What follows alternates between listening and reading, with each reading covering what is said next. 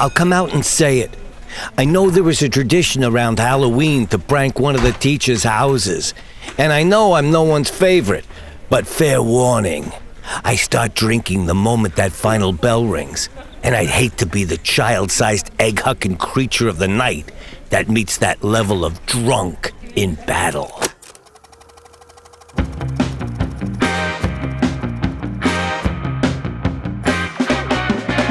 I wanna take you, baby, down to video high. Chit-chat with my buddies, gonna make me feel fine.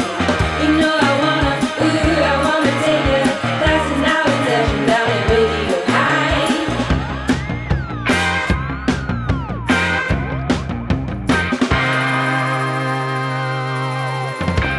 Video high. All right, we're going to have to imagine this with all of the really spooky sound effects and atmosphere I'll add in post.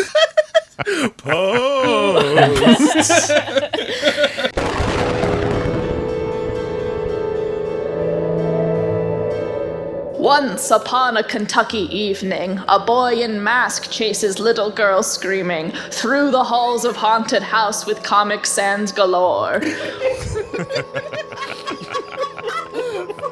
Wait, I need to take this backing, for it seems the context is lacking. Let's go 2 hours backtracking to the boy at roadside shore, ignoring visitors to his family's haunted house he's working door. Not allowed to work inside, he must do this and nothing more. Donning mask of dime store making, his exclusion overtaking, his desire leaving him aching to be involved on the ground floor. Eagerly he asks his dad, can he help out the Berber pad? But disappointment leaves him sad as the request his dad ignores. You're too young to work the house, maybe next year, he implores. Go to bed, Eddie, and don't explore. Ignoring father and curious sheriff, for this Eddie is no seraph, but rather Michael Myers ripoff parading on familiar shore. In the house he goes regardless, finds the girl lost and quite guardless. She asks him with some scared catharsis to find the family she calls for. Instead he chases, lank and wordless, living out his fantasy score. He will be a Berber or nothing more. Now it seems but 5 min later, we've caught up to beginning's instigator. Boy chases girl into wooden stake whose placement is quite poor. Now she stands there slowly bleeding, and his bloodlust he is feeding. So the sequence now proceeding follows with excessive gore. He picks up surprise machete from the haunted house's floor, now decapitated and nothing more. To the cornfield, Eddie fleeing, establishing shot of woman screaming. Mother finds him nearly peeing. We need to go, she does implore. So we cut 20 years later. Again, this film's an imitator. From hiding, Eddie must now return to the home he left before. What transpires is the film we will now today explore. It's video high, we do it for. So come along for slasher antics. Plot-wise, we won't bore you with semantics. Just know he tries to kill a frat whose national dues they must account for. To make some money, they throw a party. Unfortunately, they aren't too smarty and agree to make a haunted house where 'twas murder years before. But the mysterious man who gives the key can't be related, that's for sure. Merely a coincidence and nothing more. Welcome to the House of Horror. About 20 years ago on this very property, a little girl was murdered. And that haunted house. Let's raise some hell, fellas. They found her head cut off, and a monster mask laying beside it. Don't you people get this? This isn't fake!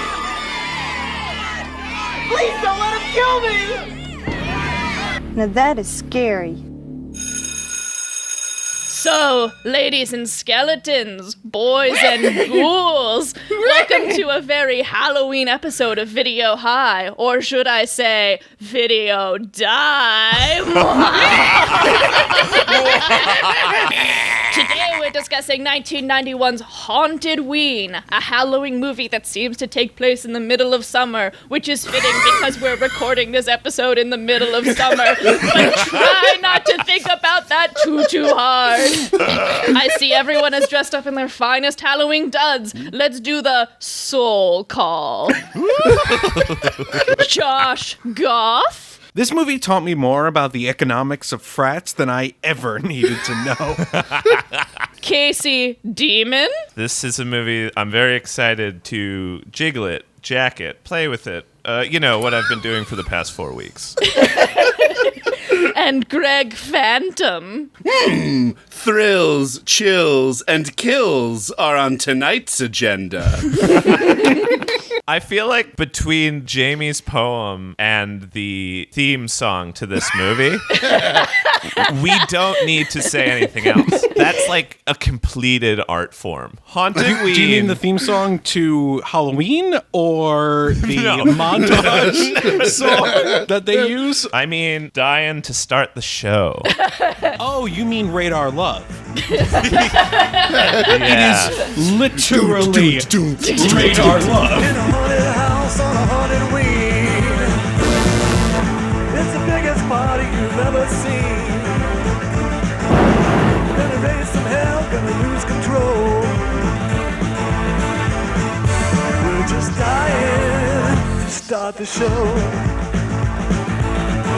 We're just dying to start the show. Not since Busted Up have we heard such lyrical genius. Yes, if you have your own music. If you're not using the karaoke track to another song. Listen, all my songs are rip-offs of other songs. I think more than any movie that we've done so far, this one lives up to the production company name, Hometown Productions. Oh, fuck yeah. Felt like I was really seeing into these people's lives. I really got a sense of them. And it looks like somebody's iMovie. It starts out, and the video toaster effects of Lords of Magic are epic and wonderful. And the video toaster effects they use here are just sad. And Comic Sans. So much Comic Sans. The spookiest font. Listen, it's 1991. There's only one font, baby. Yeah. We haven't gotten to the Renaissance that is papyrus yet, so we have to settle for Comic Sans. Think of the horror. Think of the moment of living in a time before Comic Sans was ironic. Like, can you even conceive of such a time? Like every good horror movie, we open with a guy in a Halloween store monster mask chasing a little girl through a red hallway. It tells you everything you need to know. It's But red. it doesn't, because then we have to flash back to 2 hours earlier. Hours! I almost dropped my notes then when I was like, oh God, what could possibly have happened in these 2 hours that would be at all interesting? The answer is nothing. Eddie, who is the kid wearing the mask, reads a magazine in the front gate of this haunted house. Kids ride up in a truck, they mock him, and then they do the Sigma Phi handshake for reasons that will be apparent much later in the film. Oh, And I've just caught that. I missed that plot point. Eddie, you look pretty scary. Hey, Eddie, remember the Sigma Phi shake? There you go, little brother. Now remember, that's a secret. Here you go, Eddie. Keep the change and buy yourself a new mask. It's so self-deprecating. They spend the next, 3 minutes just everyone hates Eddie's mask. And I was like, movie, have some respect for your art department. Yeah. You chose that mask. Can we describe it? Because I can't. The first thing you have to focus on is the shock of orange hair it has. It looks like one of those carnival clowns that you throw a ball at and it falls over, but with a kabuki Green goblin. Devil. Devil situation. It's like the head of the truck in Maximum Overdrive. Yeah. Literally Green Goblin. Right. It's like Beetlejuice when he becomes a snake. If you had left that model out in the sun all summer. In a hot Bowling Green, Kentucky summer. Yeah, exactly. So he's wearing this mask. And he's doing his best Michael Myers impression, where people will ask him questions and he just stands there heavily breathing and it's like, well, I just asked you how you were doing, but all right, Eddie, do your thing. This is a kid who we've just been established by a car full of people who sort of alternatively bully him and then hey, you're a freak, you're a chump, here's our secret handshake, you're our best friend forever, bye. Every man in this movie loves the frat like it's the most important thing in their life. I mean, it is Kentucky. Right, but because they're from a boy's age, from Eddie's age, trained to be like, these guys are having the most fun. They're the coolest. They throw the best parties. They have the most secret handshake, which they will dole out to anyone, apparently. Right. Which was, and I don't know if it was just the quality of the version I was watching, but it's just a like up and down regular handshake, right? That was clearly obvious. Do you think they were like slipping a like middle finger, tickling each other's palm or something?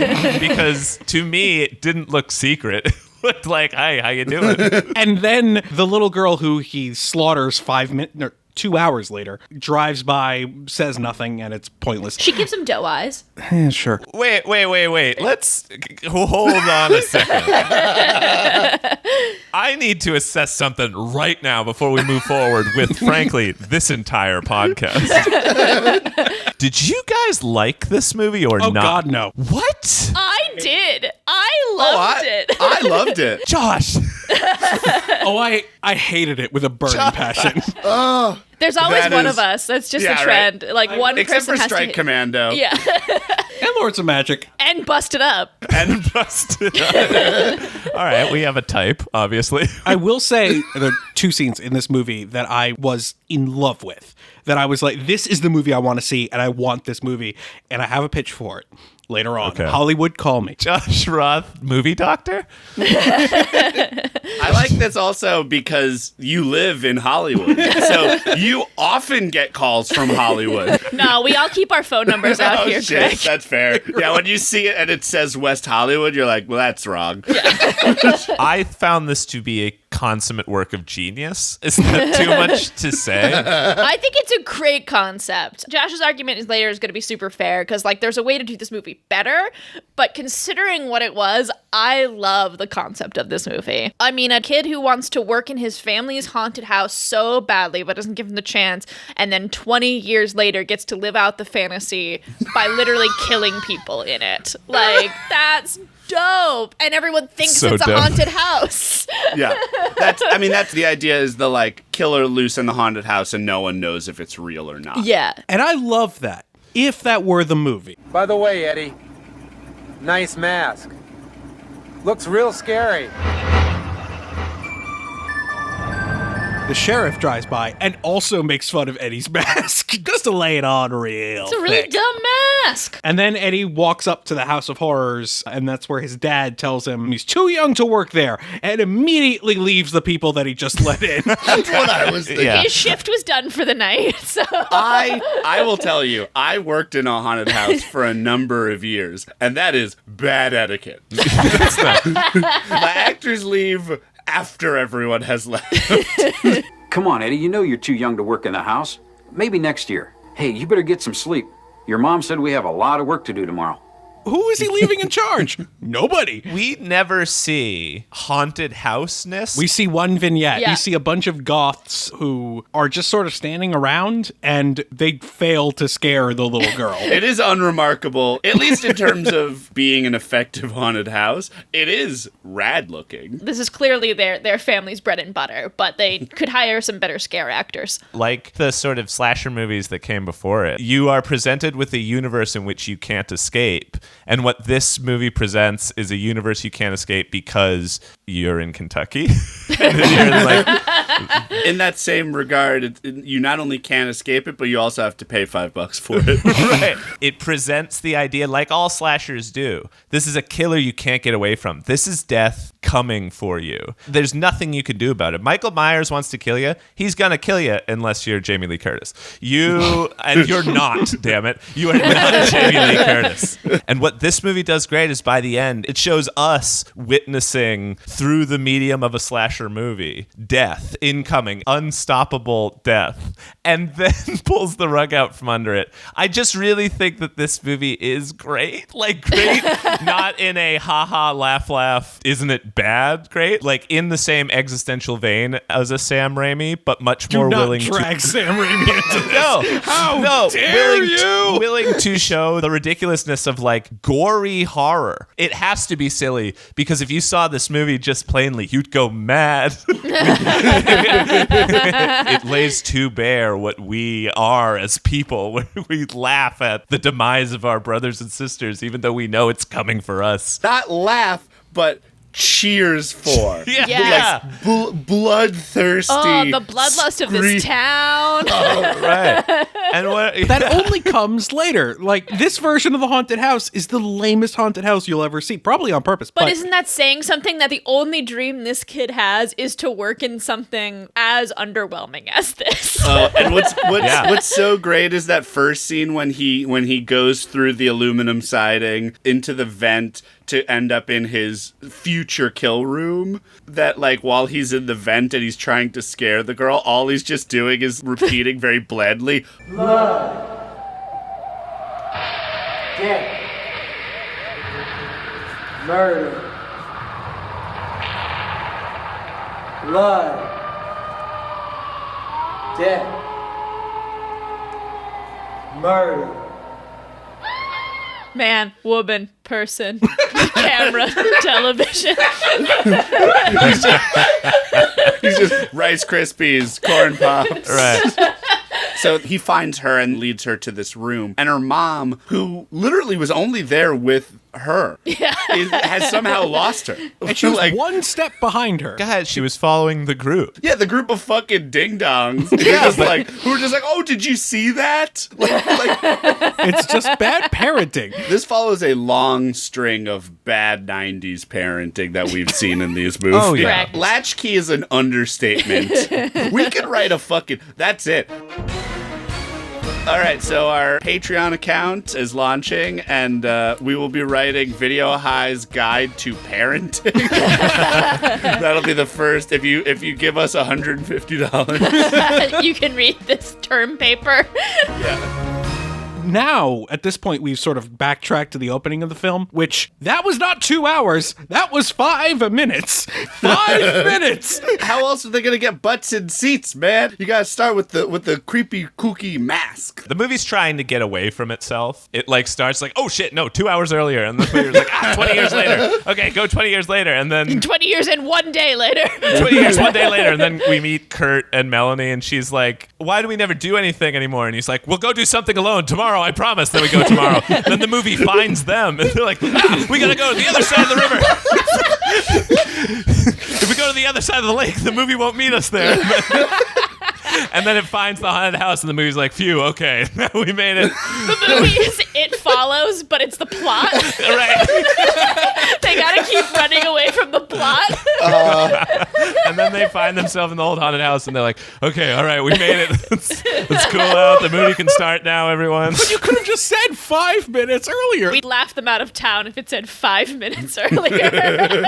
I laughed them out of town with 2 hours. So she runs away from him in the not spooky mask into a spike, just impaling herself. And then he grabs a machete and chops off her head. But you're understating this, because I love his face of like, might as well finish the job, I guess. That's my question. Not only grabs a machete, materializes a machete. He wills it into being. It is a soul-bound machete that he summons from the nether. This is, he grabs it out of the upside down. Yeah.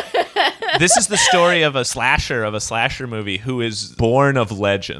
Like, this is like a fireside story that is told to like Dutch children. It is later in the movie. Exactly. There's something about this which is mystical. And then the machete forms in his hand, thus like he's been honor bound to the duty of slasherdom. One day everyone will know the name and cower in fear of Eddie Berber. It's like Gerber, but with a B. Yeah. It's like Eddie Bauer, but with a Berber. It's like Bieber without the I. That would be a totally scary name in like a gothic London horror story. Yeah, Eddie Berber. The case of Eddie Berber, the murderer of Fleaver Street.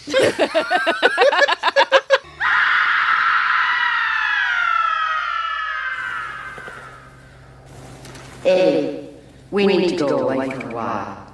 Nothing ruins your murder boner like imagining your mom. Like, that's not... Like, he was totally down to keep murdering, and his mom showed. He's like, Mom, it's a party. The magical realism involved in Eddie killing a little girl, leaving all of the evidence there, and then somehow being in the town for 20 years. They weren't in the town. They were in like 3 towns over. Yeah. They were within state lines. No, guys, they were in the 70s. This movie cuts 20 years later to my favorite character of the movie, Eddie's hair. That hair was feathered. And then we see the mother in her gingham gown get the vapors to death. Yes, so she just collapses onto the ground. She couldn't wait for that firewood any longer. Eddie, where are you with that wood? Oh, I'm dead. I mean, it's incredibly unclear if she has a heart attack, she has a hemorrhage, like something happens. Her brain popped. And then he finds her he comes back from chopping wood, and he gives his best Vader.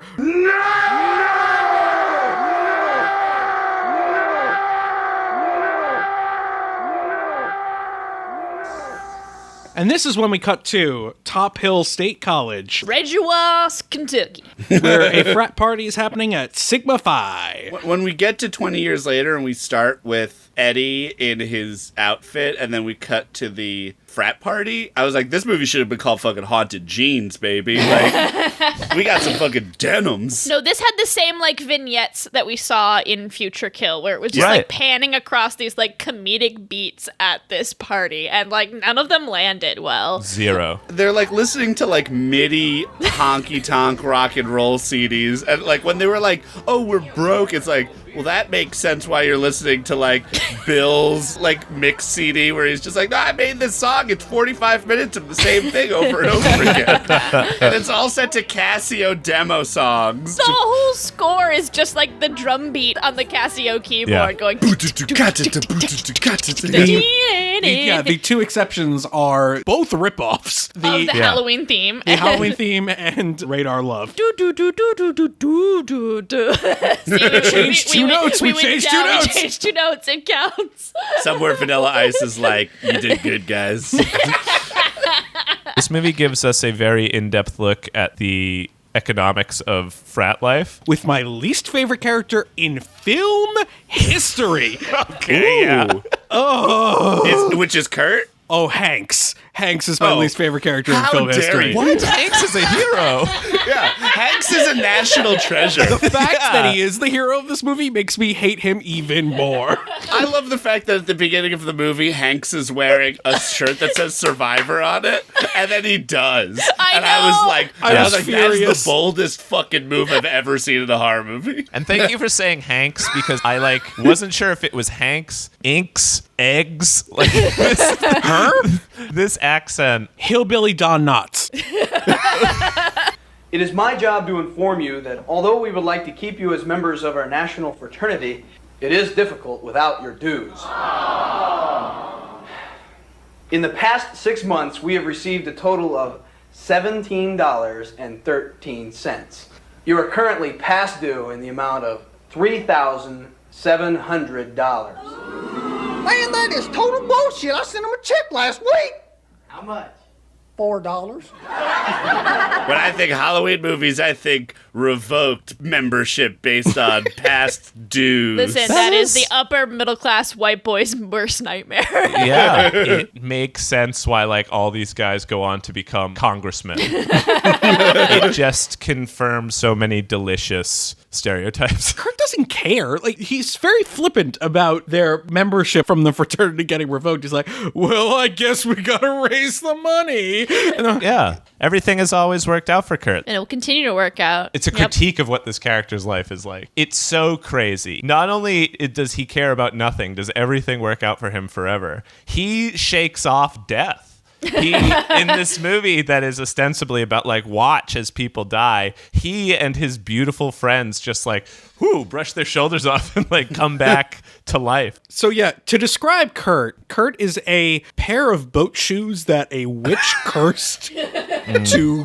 become human. He knows what it means to be human, but he doesn't quite nail it always.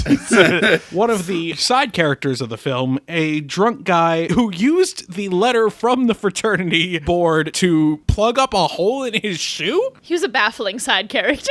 This movie is filled with nothing but baffling side characters. And we see him drinking a keg, and he has like drunk goggles, and he looks over at this girl who's just there and not horrifying looking, like just this woman.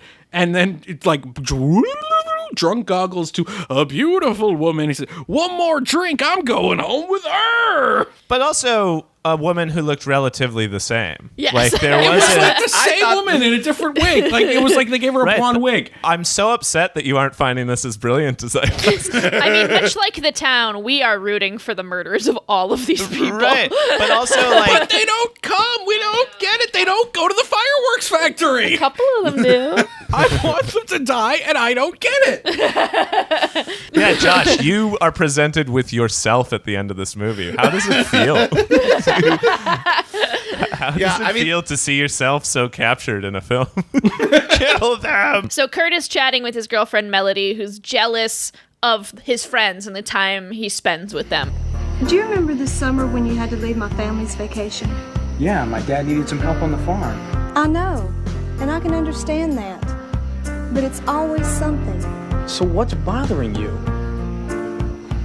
I guess I'm just jealous of your friends. That's okay. That's normal. My friends are much cooler than your friends. This guy is fucking hard for leadership positions. Doesn't want to do anything, but wants everyone to follow him anytime he does want to do anything. And Melody's like, what if we like hang out, spend some time together? And he's just like, well, that sounds cool, except where's all my buddies gonna be? Kurt is awful in all the ways you're saying, but there are like moments where the movie clearly tries to be like, he's trying, that he tries to get away with Melanie, and then the frat finds him on like on a boat, on just a barge. It really puts the bar in barge also. And she's like rightfully upset because she's like, this was supposed to be our time alone together. You know how women are. You need to spend time with them, pay attention to them, don't feed them after midnight. The movie like seems to go to pains to show that he's awful, but yet still dashing. Yeah, and maybe that's just it. Maybe it's just the hunky effect. He's awful. He deserves whatever comes to him. But then that's what I'm supposed to feel in like a slasher movie. And so at the end, when I'm going to keep going back to the fact that like when the crowd is cheering for his death, it like did genuinely make me think, at least, that it's like, oh right, these movies I'm supposed to like be hoping for the gruesome murder of a person. Yeah, he's a guy who's beautiful and got everything forever and is rich and has faced zero consequences and is like grown up, like is like totally misogynist, awful, a jerk, takes from everybody, is so irresponsible, doesn't think about another human being, but it still is like, oh fuck, he's dying now. He's getting like cut up or electrocuted. Mm-hmm. I felt my complicity in the movie violence confronted. You felt haunted by the whole situation. I felt Hauntedween. I felt real Hauntedween. I think it's a super fair point. I will say it would have been nice to have, it's a trope, but it's a trope that works, to have then also the character you are rooting for who's like not a terrible person that you don't want to die, because when you don't have that, when you don't have the Jamie Lee Curtis, when you just have the Kurt, yes. Then you do just find yourself rooting for the bad guy at the end to kill everyone. Like, you kind of want someone there to foil the baddie. Counterpoint, Hanks. Yeah, I was just going to say, that you're does not forgetting help about your case. Hanks. That does not help your case. I got it. We've never charged anybody to get in our parties. Let's have a little fundraiser, hellraiser. We'll charge $3 a piece and everybody will come. Hanks, you're in charge. Meeting adjourned. What? Man, this isn't fair. I burned up all my brain cells thinking up the idea. Now I got to do all the manual labor. Do you realize how much we are all Hanks? Like, if we are close to any character in this movie, it's Hanks. So, this is where we get introduced to Hanks. Kurt calls a meeting of, the board of frat. B-O-R-E-D. Kurt puts him in charge. And this is when, just from the beginning, I hate Hanks so much. I really don't get it. So Josh, what I'm hearing is that you hate yourself then. No, I hate Hanks, is what I'm saying. No. Doc, you're not listening. I hate Hanks. No. You are, see, because you are young and I am young. We are all young. Wait, we're not young. I mean, how young are, I mean, like, I'm 31.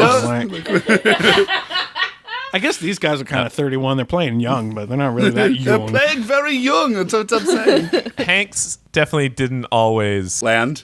Yeah, sometimes he played a little rough. Yeah, he is swinging for the fences with every line, but every line is grating on my psyche. But he did have a sort of like big juice box commercial energy. Like he did have like a he was sprightly in a like very 90s way. I'm Hanks. Yeah. See, what's great is that you're making the point for us. Right, exactly. He's delightful. Josh is the Frank Grimes, like, raging against the Homer Simpson who is Hanks of this movie. The guy who played Hanks feels like he could have been like a regional popsicle salesman. Yeah, in the Antarctic, because that guy could sell anything. Boo! The first scene with him, I was like, oh, this is gonna be rough. But the more he was in the movie, the more I was just like, I'd fucking hang with Hanks. Like, totally. Because I guess maybe because he's the only, like, non-douchebag of the group. Like, he's the one who seems, like, childlike and sprightly, as you mentioned, Casey. He's, like, the 8-year-old in all of us all growed up and, like, real fucking Kentucky. I do want to see him pronounce Yonkothag for us. Yonkothag. Let's not pretend that he doesn't have awesome goddamn moments in this movie. Like when they get to the house and the cop shows up and we get that fucking baller ass 14 millimeter focal lens shot of like Hank dead center and all the party like wide-eyed looking at the police officer, and the police officer says, "You getting smart with me, frat boy?" Oh, no, sir, I'm not a smart person. That's like a good joke. And then later, he fucking wields a flamethrower. What do you want, Josh? I want him on the other end of that flamethrower, Casey. This character is a goddamn hero. That's the worst part. He is the hero. Yeah. Another in a long line of films that we've watched that doesn't have a protagonist and actively wants you to hate all of the main characters and then feel bad for them at the end. It's just asking us to empathize with people we don't like, which is maybe a message that we need or don't need right now. I honestly don't know, actually. We have horror tropes for a reason. And this movie, it's aware enough of other horror movies to completely and utterly rip them off, but not aware enough. What works in them? Yes. Like, it understands slasher movies and tries to, like you say, run away from it, and succeeds by running away from it as far as humanly possible and not playing on the tropes. Like, if you're going to be a self-aware horror movie, you have to lean into the tropes and use them to your advantage. But that's not true. The killer returns to the scene of his murder where he was damaged. That's what I'm saying. They try to be like a self-aware horror movie where it's like, oh, the killer returns. See, like in every movie, it's like Mike Myers, he returns. Yeah, baby. But instead of being on the nose about it, he just does it. But it's like a setup and a punchline. There's no what is going on in the middle that you're missing. Honestly, a shot that would have been genuinely scary if they hadn't used the like book on tape, turn the page music to signal it. When she walks by the window? Yeah, when Kurt and Melanie, they find the old Berber house, and Kurt thinks, wow, this would be a great place to have a haunted house. This is a way we could raise money for the frat. And as they're inspecting it, Melanie walks around it, tracking shot on her, passes a window with Eddie in a Halloween mask in it, and she doesn't notice, but it moves quick enough, and I was like, that's what would have been a pretty good jump scare if it wasn't like piccolo music. If it wasn't like and I will say that shot is good. She walks past this hole in the wall where there is a Halloween mask and walks past and it's not there anymore. And then she like snags herself on a screen door and she starts bleeding and like, all right, let's leave. As they leave, a hand reaches out from the screen door and like caresses the blood and picks it back up. If there's anything that I found unbelievable, it's that a native Kentuckian would make such a rookie mistake as to cut themselves on a screen door. They were born in screen doors. That's how babies are delivered in Kentucky. Did you not find that awesome? I found that. No, God, no. Maybe it was either that it was in bright, sunny daylight. So was Midsummer. Yes, and Midsummer was stylistically awesome. And also had terrible third act problems. Uh-oh. There goes our Ari Aster listeners. Yeah. Where I was coming from is Eddie, the little boy. Like you said, Jamie, he grows up the unattainable. He's reading these monster magazines. The unattainable beyond him is this haunted house. And then seeing his moment, gets a chance to go be scary. That's like what he dreams of being. And then he kills a girl, sees a girl get impaled, first by accident, then something clicks in his head. It's like, oh, this is actually what I've always wanted to do. And he like kills that person. But then his mother gets him and he goes and lives in the middle of nowhere 20 years being like a ticking time bomb. And then just he sees that blood and we see just through the hand performance, this caress of like something returns, something comes back and the door slowly shuts. Okay, here's how you do this scene better. Because I think you're right and what you're saying is interesting and the film doesn't give us any of that. The way you do that scene better is you have complete and utter silence. You really slow push in on that hand caressing the blood and you hear very loudly like and it pulls back. You don't have weird Casio music and just hold on it without any movement. It was the time. It was, I felt like the horny labored breathing was implied. Yes, it's the things that happen off screen that are the best. Yeah, this movie's jazz, baby. It's the notes between the notes. It's the horror you don't see. And we know from that moment that our characters are doomed. So you'd think we'd go right to that, but instead there is a party in between those two moments. The Sigma Phi's proudly present the fundraiser Hellraiser with The Side.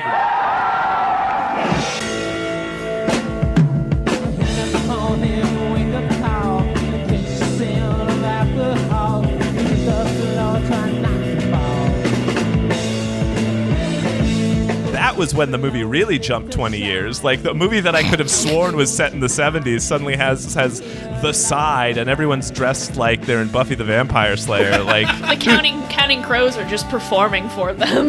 Right.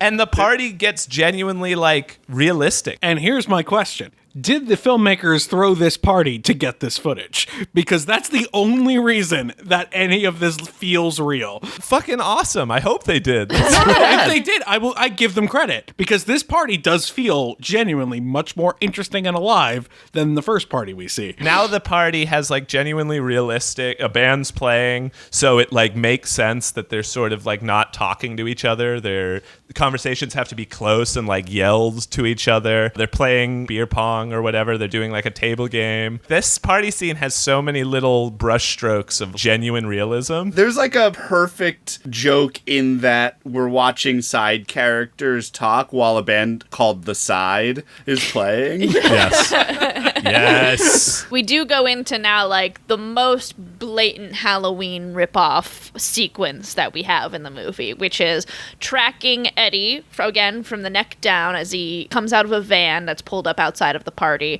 We only see him basically his monster POV. We see a silhouette of him on a sign passing through. We see his footsteps. We never see his face. So it's very much trying to evoke that Michael Myers imagery. I loved that too. Like the fact that it was a silhouette of him walking across the fraternity sign that looked so much like Mike Myers. Like it was just like, this is the profile of yours favorite stabby boy, Mike Myers. It doesn't feel like it was just blatant ripoff. It feels like it was this purposeful. Is where we get the literal ripoff of the Halloween theme. The one note different Halloween theme. It felt more psychological for us. It felt like it was playing us. I mean, at least call it an homage. Don't say they didn't purposefully rip this off. Have your own theme. If you're gonna do it, have your own theme. You can't just use the other theme. I think we're gonna see a moment soon where Josh, like a later Nightmare on Elm Street film, jumps through the Zoom call and strangles Casey based on this. I'm not trying to upset you. I genuinely felt these things. You're not trying to upset him. but you are. Eddie knocks on the door, and good old buddy Hanks opens it. Hell yeah. Dressed as like a 1920s butler. With no pants. With no pants. Man, don't close us down. We're just having a little fundraiser. And I want to help. Can you write us a check for $3,700? There's an abandoned house outside of town, near the lake. Make a great haunted house. That's the Berber house. Yes. Man, that place has been closed for years. Nobody gets in. Here. This will get you in. You may use it with my permission. Who are you? I'm a Sigma Phi, just like you. We get this single shot of Hanks looking POV into the camera because we're within the head of our killer now, which is, a trope they use in Halloween as well. But there's something so great about the fact that it was so still and it lasted so long. And we got to see Hanks, this character who up until then had been Foghorn Leghorn, like it's just a Looney Tune. We got to see them for the first time realize a little bit of horror because the shot is so still and it doesn't look down when Hanks tests him and says, "Do you know the Sigma Phi shake?" It doesn't even break eye contact then. Do you know how horrifying that would be if you shook hands with someone and they just stared direct, like right into your eyes the whole entire time? Oh no, it would be. And it would be more effective if they had done a handshake off screen. Like, no, they're standing there very clearly not moving or handshaking. Brother, give me the shake. Did I remember? I don't know. Did you do it at all? Oh, yes, our secret psychic handshake. Wow, you're good.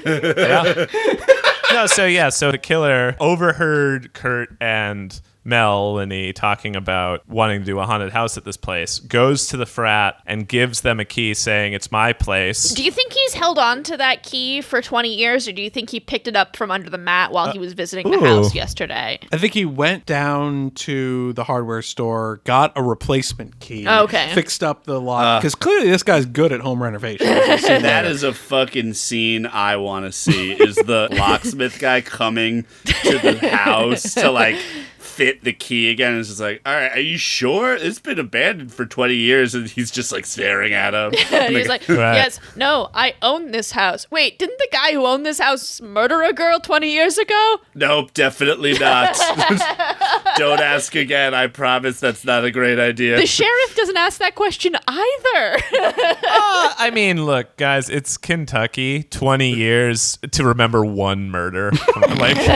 One grisly murder. The sheriff remembers it enough to tell his daughter a couple of times around the campfire. Yeah, sure, but do you think a town would... No, guys, people get murdered all the time. It sucks, but it's true. Yeah, little girls get their heads chopped off by machetes in haunted houses. The old Berber place. All the time. They know exactly who it was. Yeah, it's a better story than most, but I got some bad news for you. There's a lot of old killing out in this great land of ours. Which will be covered in our new true crime podcast. Right. Scary. Another important plot point of this Hellraiser fundraiser is Mel is talking with her dearest best friend of 7 weeks, as she says, who keeps encouraging Mel basically to break up with Kurt. Come on, Mel. We've been friends for what, 7 weeks? But I love him, and I want to spend more time with him.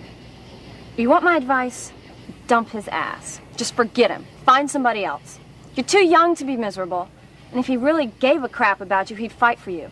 Sally, I can't do that. Why not? Because we've been dating for 6 months. Dump him. Unsolicited advice. 100% unsolicited advice. She's like, I don't want to really talk about it. And she's like, you should fucking break up with him. And she's like, I don't think that's a good idea. And she's like, no, I'm fucking telling you, do it. That's the same advice you get anytime you go on Reddit R relationships, just as a heads up. Like, hey, we're having this great time. Like, we've been together 10 years, and I'm thinking, should we go to, like, Maui or Oahu? And everyone's like, you should break up with him. Yeah. That's like listening to the Delilah show on Z100. They're always just... In fairness, though, if you are going to Reddit our relationships for genuine advice, you probably should just break up with whoever you're with. It's not working. I mean, that's the thing is, like, Yes, this movie, the middle of it is all set up to the punchline. And while that can definitely drag, to me, it is still doing other stuff. That scene between Melanie and her friend, it had nothing to do with the plot. And because the plot is just taking its time and ratcheting up our expectation. Do not not tension. bring, yeah, okay. I was going to say, do not bring the word tension into No, this conversation. but not tension in a like suspenseful way, but tension in it's like a Norm Macdonald joke. It's all leading to this one thing. Yeah, it's like, and then we had a party, and then we picked up the thing, and then we did all this stuff, and then we all died. Right.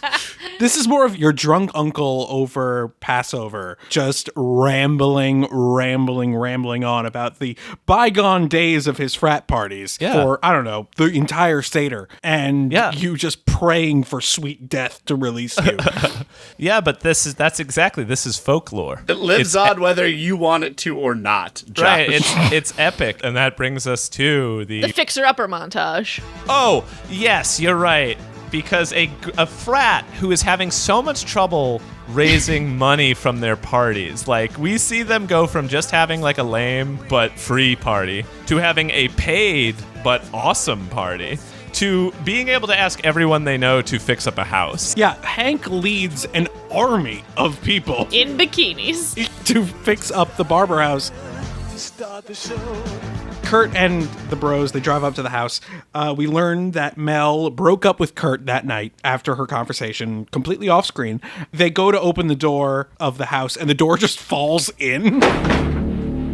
Well, I'm so glad he gave us the key. As all true villains, you just give the keys to the protagonist. Let them do the work. It's just like, I could fix up the house and then invite them. Or I'll just give them the keys, they'll do all the work, and I reap the rewards. And he's watching them from the shadows. From every crawl space, from every little corner. Like, you see him in his, like, goblin-y mask. It's kind of like a Harry Potter goblin or Willow. I like that Eddie is very into the quick changes. He's just like, well, I'm not just going to have one mask. I'm going to have 12 masks. Okay, in my movie pitch, this is very prominent. The different masks in every scene. I love it, that idea. They should be masks that cost more than 99 cents.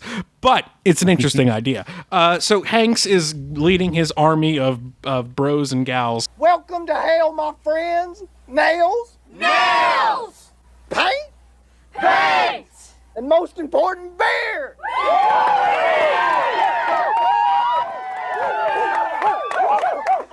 What more could a guy ask for? This movie fails at making the most believable thing unbelievable, which is, let's dress a house up like it's an old haunted house. Yeah. They're like, no, don't even show the outside of the house. Let's dress up an already spooky-looking, dilapidated house as a haunted house. It'll take a montage. Well, so much of this movie is just hinting at how, like, oh, spooky this house is so spooky. If anything, they make it less spooky by their repairs. They do a double mint gum commercial through it, and right, and then suddenly they're like, "Well, it's open for business." Well, yeah, because the thing I know about frat boys who don't pay their dues is they really care about bringing a house up to code before they turn it into a haunted house. And you know what? They don't do a good job, because this whole movie could have been saved by a solid inspector checking the aluminum siding.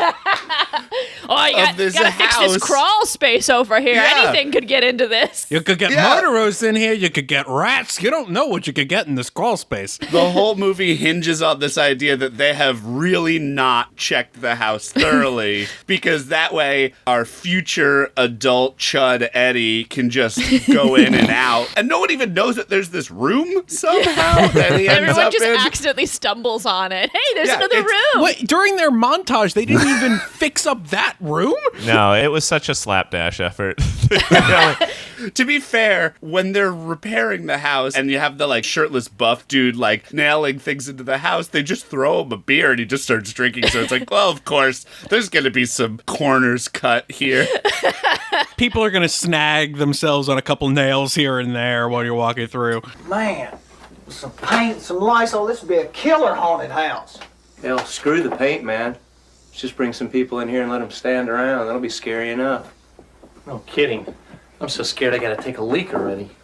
Man, I get the feeling some really scary shit went on here at one time.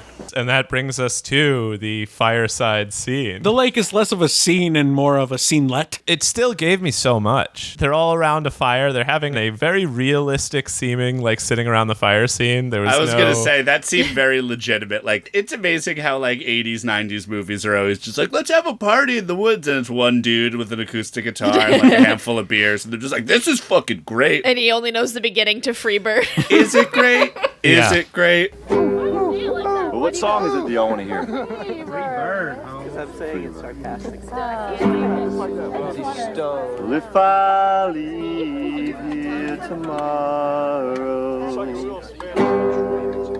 would you still remember me? That's all I know. I've been to that party in Asheville, North Carolina before.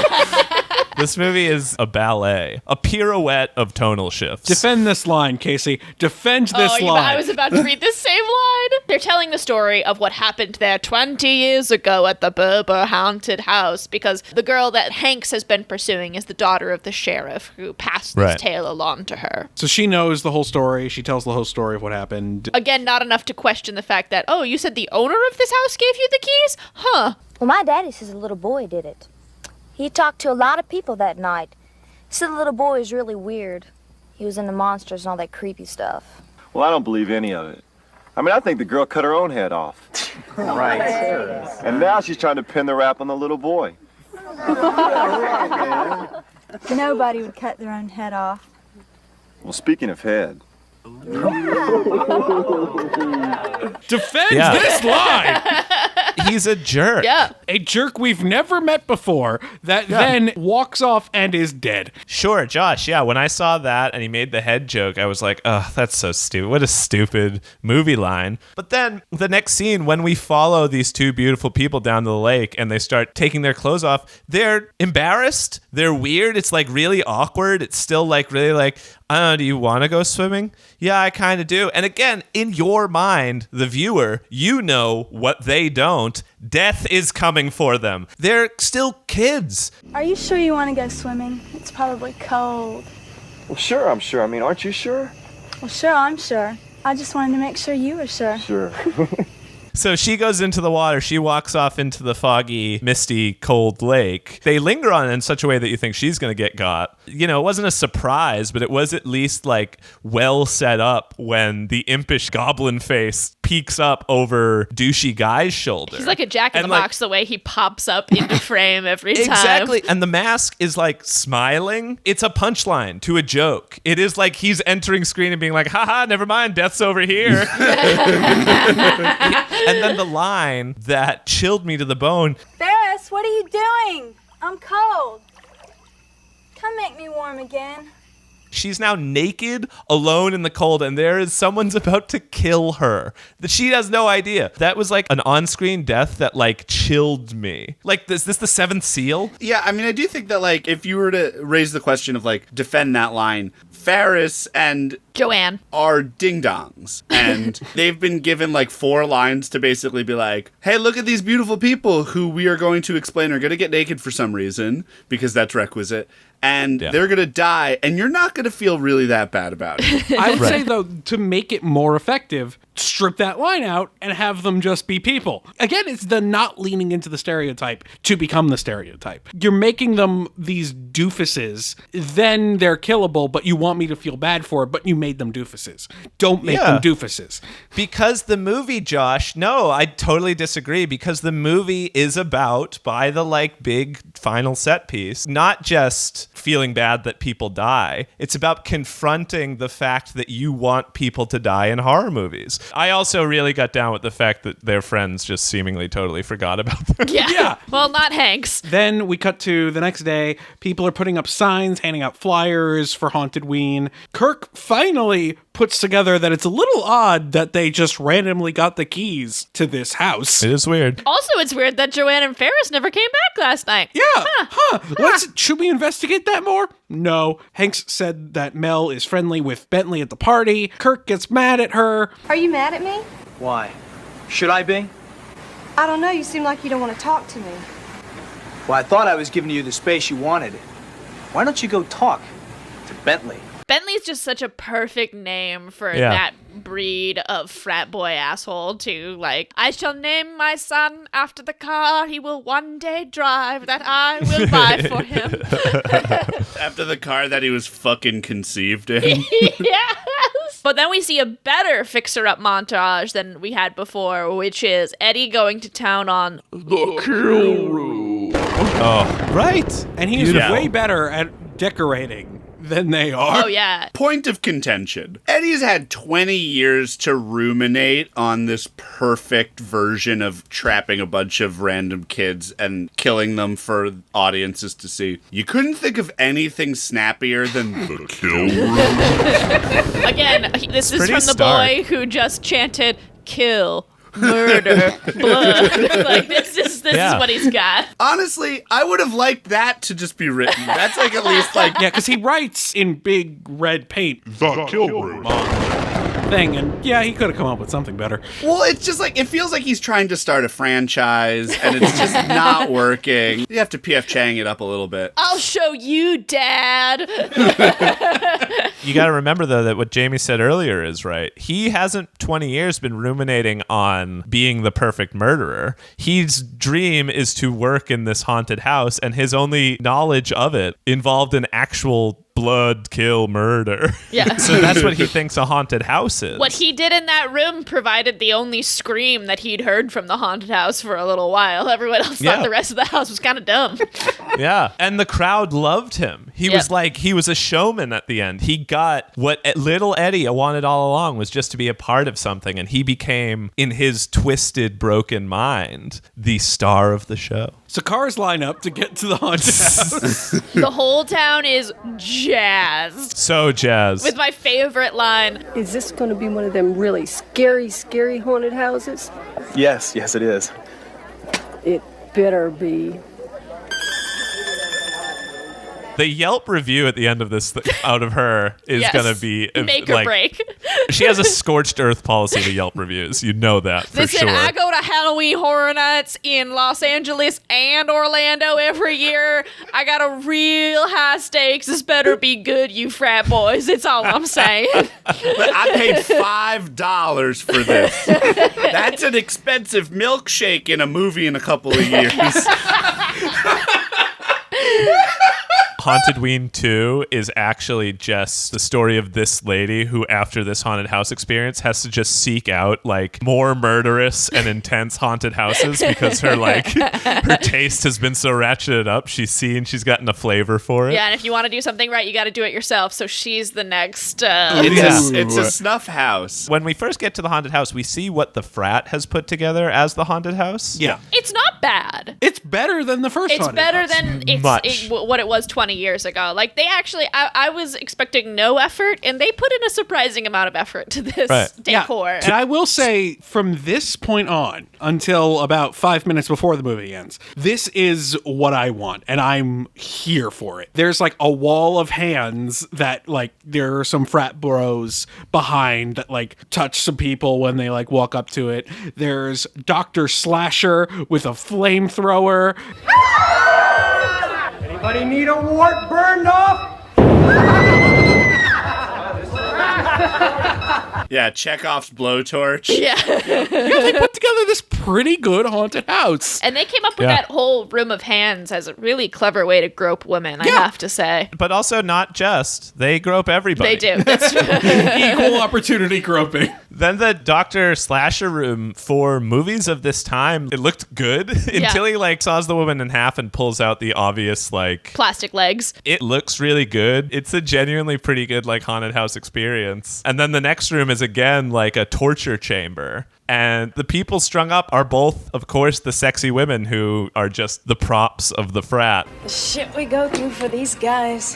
So one of the women who's being tortured in Dr. Slasher's laboratory has to take a pee. And she goes outside and pees in the woods, which is like, they didn't think to make a bathroom or get like a porta lab or anything. No porta potty? They don't have money. They need this cash, Greg. Sure seems ill-advised. No. Because, as luck would have it, she gets knocked out. bonked on the head. What the hell happens here? Eddie sneaks up behind her, lifts her up by the crotch, and bonks her on a tree branch above her, so that knocks her out. What's not to understand? Eddie's saying in that moment, fuck Mike Myers. I'm tougher than Mike Myers. This movie's saying my slasher dad can beat up your slasher dad. Like, he is bigger. He can knock people out. Single-handedly. He like twists women's necks around. All 20 years, all he's been doing, we cut to him chopping wood. That's all he's been doing. He is just like one big muscle. He's about setting small goals and achieving them. That's what I like. He builds the house. He takes his time. He knocks the people out. He sets them up. And he basically just grabs like 3 or 4 people who all have to get out of their spots for some reason. And again, as someone who worked in a haunted house, you do not leave your spot unless you have a fill. Yeah.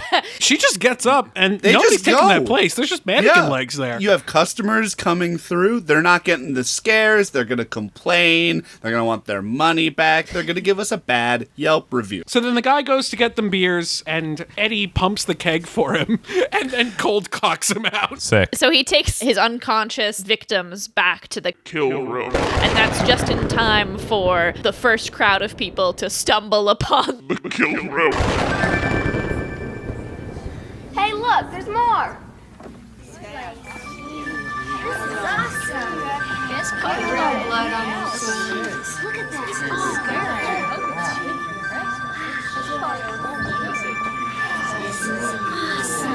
At this point, if you haven't watched the movie and you're listening to this, drink every time they say, hey, look, there's another room. Yeah, and I will say the most unbelievable thing in this entire movie is that they renovated the entire house and never discovered another room. I don't know if they ever discovered it. I think they just got lazy and were like, we've got 2 good rooms. We don't need to decorate a 3rd. It's fine. There's no geography. Like, who's around this room? Right. That's what I was saying earlier. We never get a real exterior of this house. We never get a sense of, like, how big this house is, which is smart because of your very complaint. If we got a literally knowledge of the geometry of the house, we'd be like, there's no way this huge room that they aren't, like, noticing any of this. Yeah, and admittedly, it really doesn't bother me that much. Kurt hasn't made it this far in his life by questioning any of the circumstances of his life. That is the power of being a rich white douchebag. So we watch the first crowd of gawkers and onlookers as they stumble into Eddie's kill room, now freshly stocked with new victims. And Eddie, as if in like a Pat Benatar video, does like a chainsaw dance, like does like all of this like gesticulating and like prancing around the room. So fucking stoked that finally he's having the exhibition that he'd been trying for. And he's like, the critics arrived. Like, there's going to be a write-up about this. Showtime! And I better fucking perform, baby. It's awesome. He's got panache. It is legitimately great, where he is putting on a show. Yep. This is his dream, and he chainsaws the girl who's begging for her life. It's great because he, like, doesn't silence any of them. He always gives them the chance to basically say the same thing. God, would you help us? This isn't part of their house. This guy is a killer. This is for real.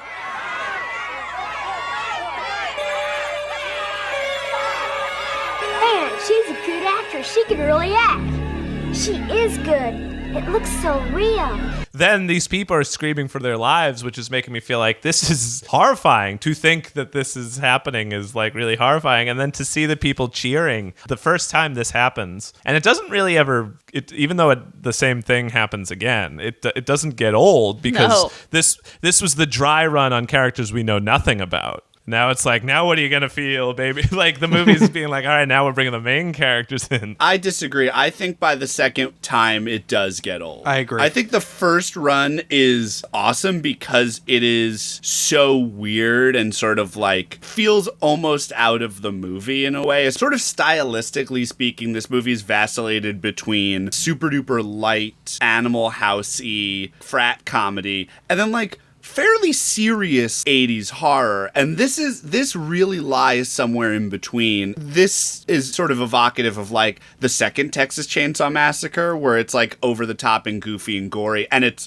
I think, no surprise considering there's literally a Texas Chainsaw Massacre 2 standee in the background while he's chainsawing. Oh my god, woman. is there? I didn't see that. Oh yeah. Right behind her is a huge Leatherface standee. That's awesome. That's amazing. From the second movie, and it toes this line of being like sort of winkingly and knowingly over the top that I thought was very fun and very funny. But when we got it the second time, I felt like the momentum had stalled because it was just like, I know where we're going now. We assumed that, like, of course, yes, he's going to kill them in front of people, but didn't realize it would be this like big elaborate show where like he has themes to the kills. Like, oh, the baseball one is so good. It's so great. Yeah, he like literally shoves a baseball into this dude's mouth and he unfurls like a scorecard. Kills, strikes, balls. Batter up, dude.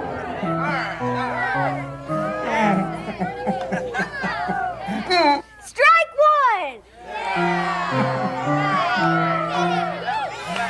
Strike two.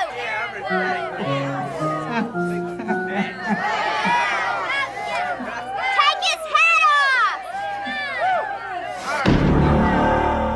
And it's so cartoonish and so over the top, and it's awesome. And it's in that moment that I'm like, this is peak what this movie should be. Mm-hmm. And then when we return to it in, you know, a scene or so, it's less elaborate, it's less fun, it's less funny, and you don't really get the like, you know that they're going to be saved somehow, but it takes a long time kind of getting there. And I felt like it ended up losing steam because of it. Yeah. Well, I think the flaw is because these are our quote unquote heroes. It's Mel, it's Bentley, and it's Kurt all together in the room. And I think if there was more of an emotional stake, if these were characters we had built up a little more, as we were saying, to like, it would have been a more tense scene. Instead, we're just like, just kill him at this point. What? Yeah. Yes. Yeah. No, I wasn't. I was, because we're skipping over the fact that, like, while the first kill room is going on, after it's over, our little Eddie sneaks out of his little hidey hole.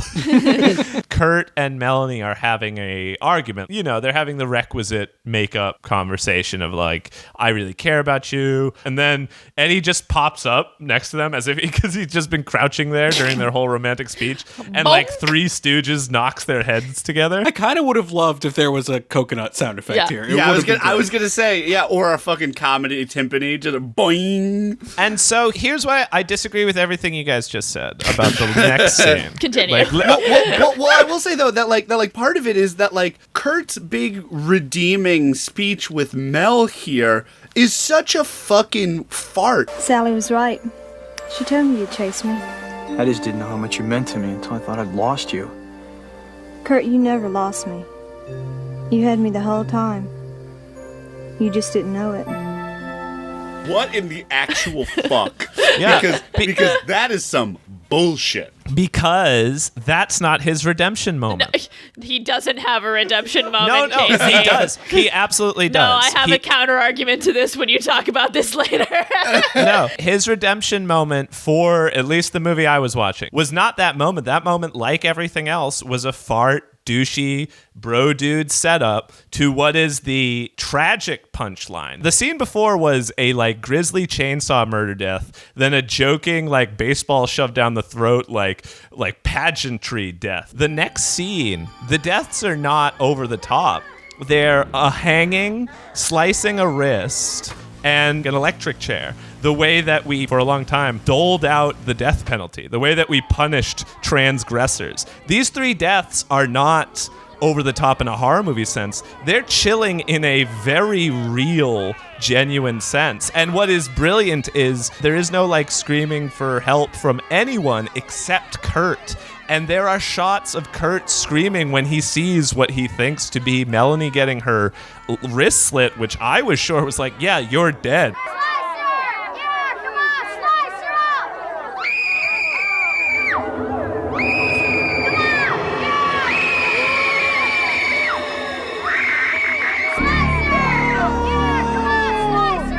There's, again, a beautiful wide-angle lens shot of him just, like, screaming and doing a better performance than anyone else at the movie at selling, like, terror, loss. His redemption is not the bullshit speech he gives. The redemption is realizing his own death, like, coming to grips with the abject horror of his own demise. And this death wasn't, like, a horror movie death. These deaths were, like, real as shit. And slow. And that's what I mean, where it's like, I felt like this is where it lost momentum because... But that's momentum if the momentum is heading towards this is supposed to be an over-the-top Evil Dead-esque silly horror movie. But that's not what I'm saying. Like, I'm saying momentum because we know that they're gonna live. I didn't. Genre speaking, if they had killed their main characters here, then we would be having a different story. Mm-hmm. But the overwhelming majority of movies like this presents a situation where your main characters are in considerable and utterable peril to which you can't imagine a way out, and yet they get it.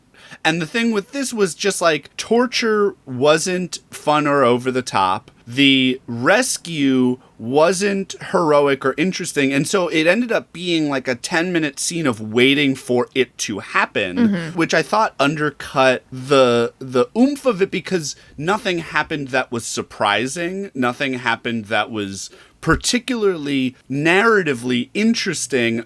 Because we've already seen this happen just with different characters. It felt like the worst scenes of like a Hostel, where you're like, yes, we're going through these sort of torture motions. Whereas in, I would argue the first scene with it is like the good scenes in Hostel, which is this black comedy, these set pieces where things get ratcheted. And then the second time it's like, we're not given like any motivation from anybody that is different or divergent. It's just like we're waiting for them to either die or get free. And I just found that to be a letdown based on the ways that this movie has kind of circumvented some of the like questions where like, I don't really know where it's going. And at this point, this was the point where I was like, well, I know exactly where it's going now. Totally agree. Yeah. What makes this different is that like all of them live.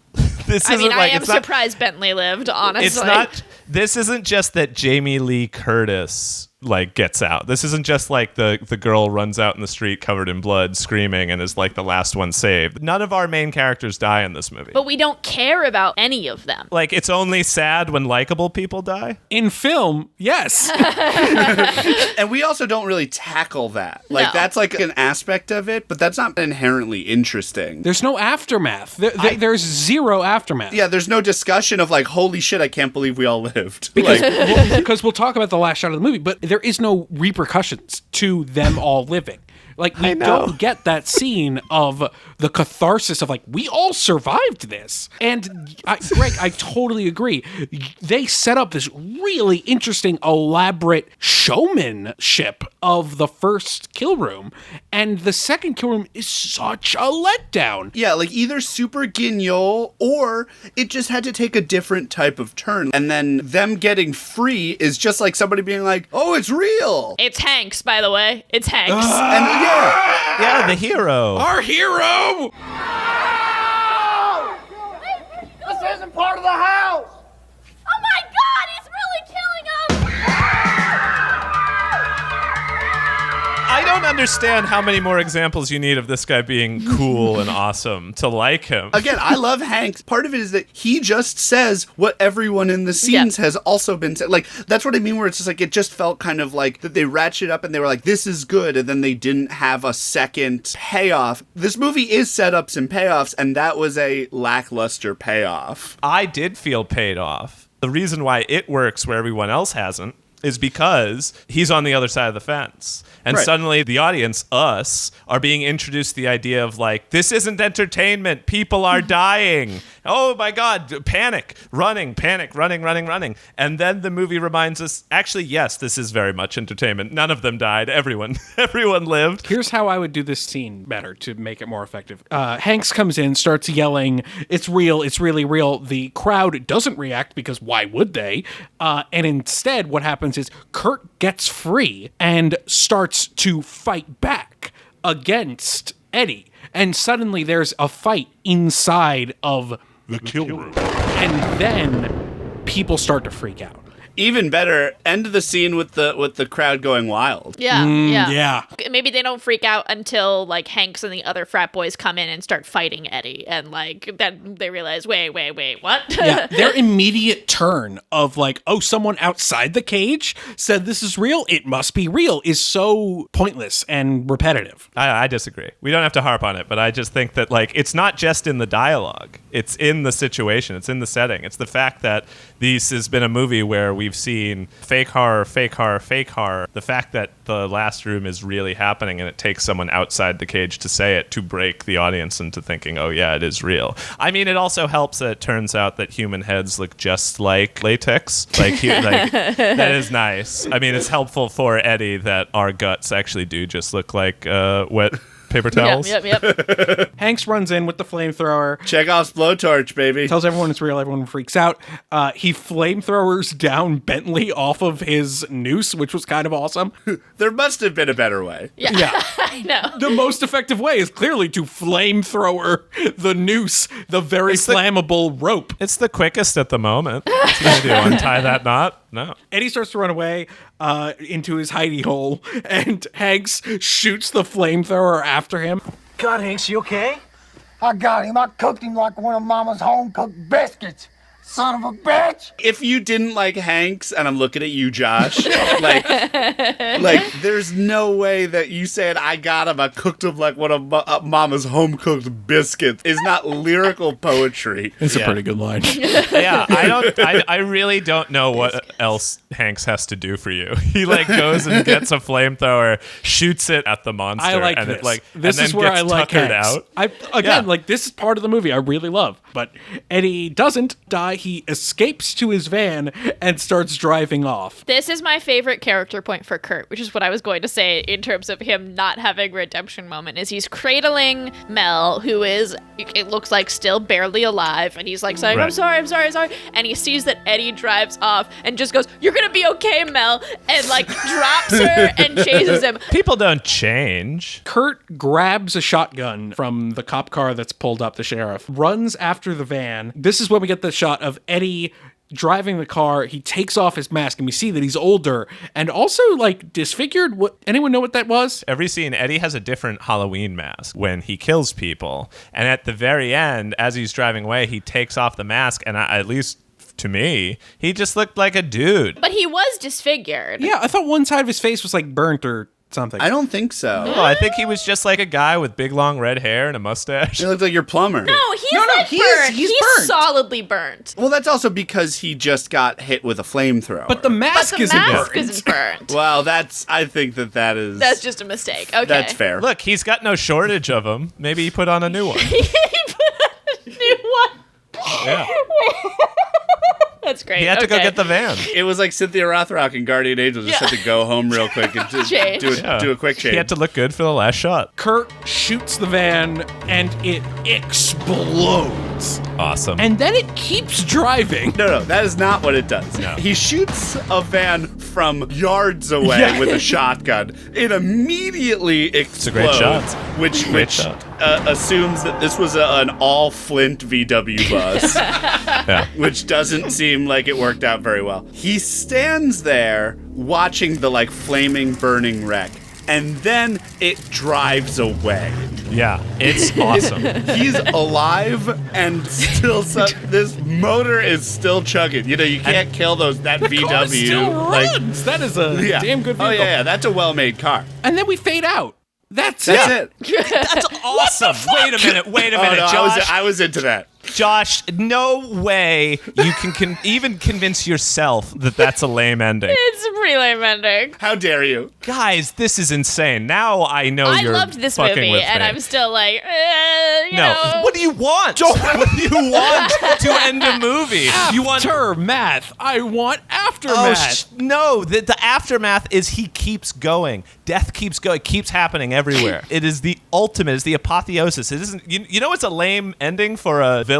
He falls out a window and then he's gone. Fuck you, Mike Myers. Eddie blows up in a van and drives the burning van away. I would accept this even if it was a reverse shot of Kurt staring in disbelief, covered in blood, with the shotgun, the crackling flames, and the vehicle's sound riding into the background. I would even accept that. That would have been so good. It just goes, motherfucker.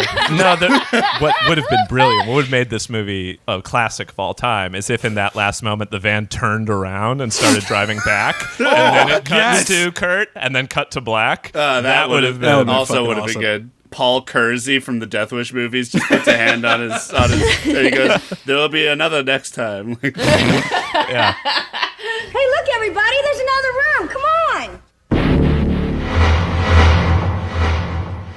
I've been talking this pod, my hands wet on the mic, bing-a-ling-a-ding-ding-ding, and I'm dying to start to hear this ride. It's the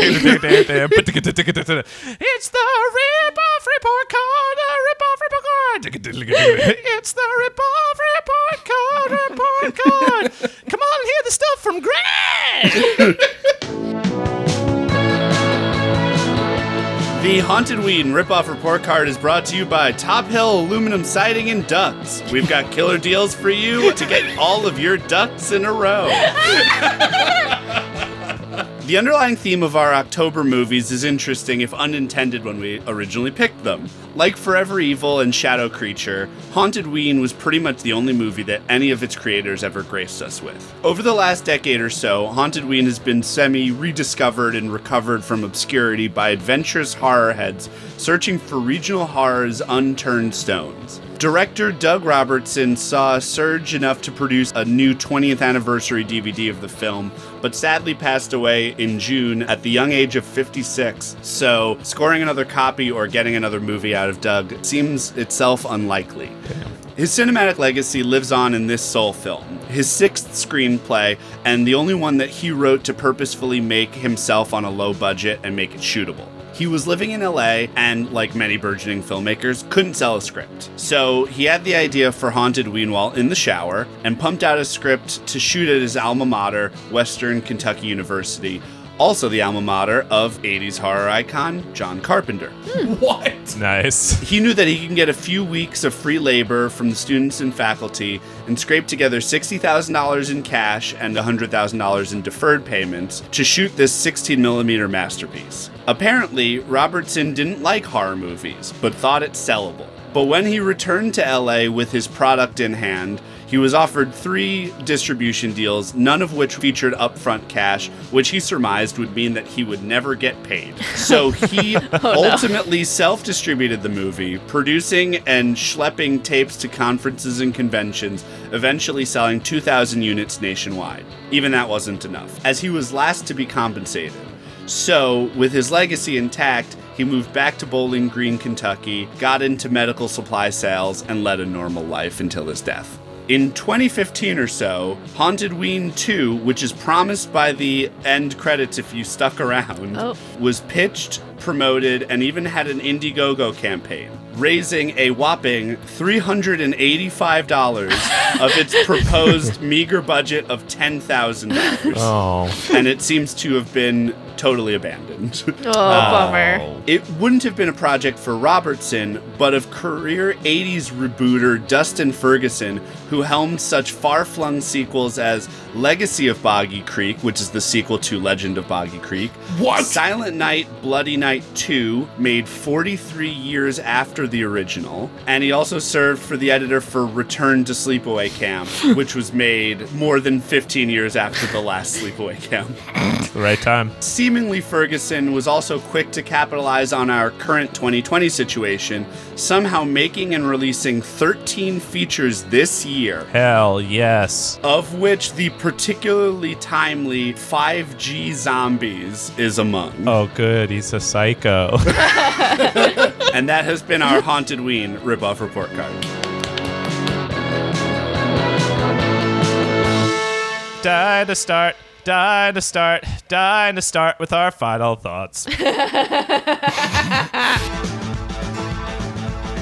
All right, guys, that was a contentious lesson. Let's remember that debate is all academic, and we all love each other. Kisses, Josh, please. It's most important. It's the worst Foley work I've ever done. So, guys, with that, what are our final thoughts on Hauntedween? What might end up on the final test? If you ever get invited to open a haunted house on a property that sounds like someone with a bunch of marbles in their mouth saying murder, it's probably best to just stay away. The Barber House! It sounds like someone in a full body cast in a Naked Gun movie trying to point out the murder. This movie was shot around Bowling Green, Kentucky, which maybe makes this the infamous Bowling Green Massacre that Kellyanne Conway spoke of once upon a time. We've cracked it. Wow. Yes, God. What if Kellyanne Conway is a huge super duper horror nerd? Right? I hope so. Kellyanne, we want you on the show. Kellyanne, if you're listening, do not reach out to us. Kellyanne's Kellyanne, daughter, reach out you to- may reach out to us. Kellyanne, reach out to @JamieKennedy, at everything on all social medias. Turns out, fraternity handshakes, not that secret. Pretty easy. Kinda could guess them. In lieu of my final thoughts, I'd like to play some more of an extended amount of the theme from Hauntedween. You yield your time for Hauntedween. Let a little bit more time play on that sweet, sweet theme song. We're just dying to start the show. We're all just dying to start the show.